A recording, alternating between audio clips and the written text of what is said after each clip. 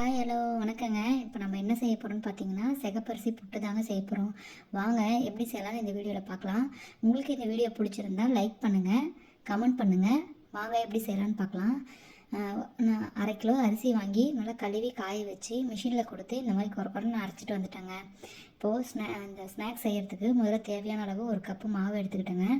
அதில் 1 டம்ளர் தண்ணியில் 1/2 ஸ்பூன் உப்பு கலந்து நல்லா கலந்துட்டு அந்த உப்பு தண்ணியை அந்த மாவில் கொஞ்சம் கொஞ்சமாக தெளித்து பரட்டி விடணுங்க.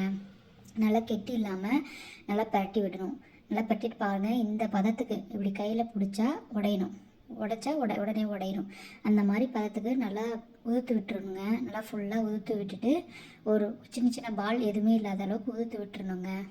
இந்த மாவை அவிக்க போகிறோங்க. அதுக்கு ஒரு பாத்திரத்தில் தண்ணி வச்சுட்டு அந்த துணியில் மாவை போட்டுக்கணுங்க. நல்லா போட்டு க்ளோஸ் பண்ணிக்கோங்க. உங்களுக்கு இந்த வீடியோ பிடிச்சிருந்தா லைக் பண்ணுங்கள், கமெண்ட் பண்ணுங்கள், சப்ஸ்கிரைப் பண்ணுங்கள். இந்த மாதிரி க்ளோஸ் பண்ணிக்கணுங்க. இந்த மாதிரி க்ளோஸ் பண்ணிக்கிட்டு நம்ம நல்லா கொதிக்கிற தண்ணி நல்லா கொதிச்சிச்சு பாருங்கள். அது மேலே இந்த தட்டை வச்சு க்ளோஸ் பண்ணி ஒரு 10 நிமிஷம் நல்லா கொதிக்க வைக்கணுங்க. நல்லா 10 நிமிஷத்தில் இந்த மாவு நல்லா வெந்துடும். இது வேகிறதுக்குள்ளே நம்ம தேங்காவும் ஏலக்காவையும் அரைச்சிட்டு வந்துடுவோங்க. இந்த தேங்காவும் இந்த 2 ஏலக்காவும் போட்டு அரைச்சிக்கணுங்க. நல்லா குறைன்னு அரைச்சதுங்க. இது சேர்த்துறதுனால புட்டு நல்லா வாசனையாக நல்லா டேஸ்ட்டாகவும் இருக்குங்க. வாங்க இப்போ பாருங்கள், 10 நிமிஷம் ஆகிடுச்சி.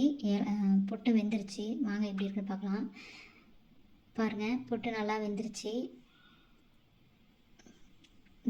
பாருங்கள் நல்லா வெந்துருச்சு. இப்போ இதை வேறு ஒரு பாத்திரத்துக்கு மாற்றிக்க போகிறோங்க.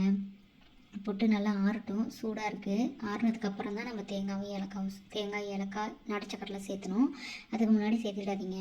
நான் நாட்டு சக்கரை சேர்த்துறேன். உங்களுக்கு வெல்லம் இல்லை வெள்ளை சக்கரை வேணுனாலும் சேர்த்திக்கங்க, அது உங்களோட விஷயம். பாருங்கள் நல்லா ஆறிடுச்சு. தேங்காயும் ஏலக்காய் அண்டு நாட்டு சக்கரை இது 3 சேர்த்த போகிறோங்க. இந்த புட்டு சாப்பிட்றதுனால உடம்புக்கு ரொம்ப ஹெல்த்துங்க. எலும்பு நல்லா வலுப்படும். அதே மாதிரி சிகப்பரிசி சேர்த்ததுனால சுகர் பேஷண்ட்டுக்கு ரொம்ப நல்லது. சக்கரை நோய் தடுக்குங்க. குழந்தைங்களுக்கும் ரொம்ப ஹெல்த்தியானது. ஸ்கூல் ஸ்நாக்ஸுக்கு கொடுத்து அனுப்புறதுக்கு கரெக்டாக இருக்குங்க. பசங்களும் நல்லா விரும்பி நல்லா வாசனையாக நல்லா விரும்பி சாப்பிடுவாங்க. தேங்க்யூங்க.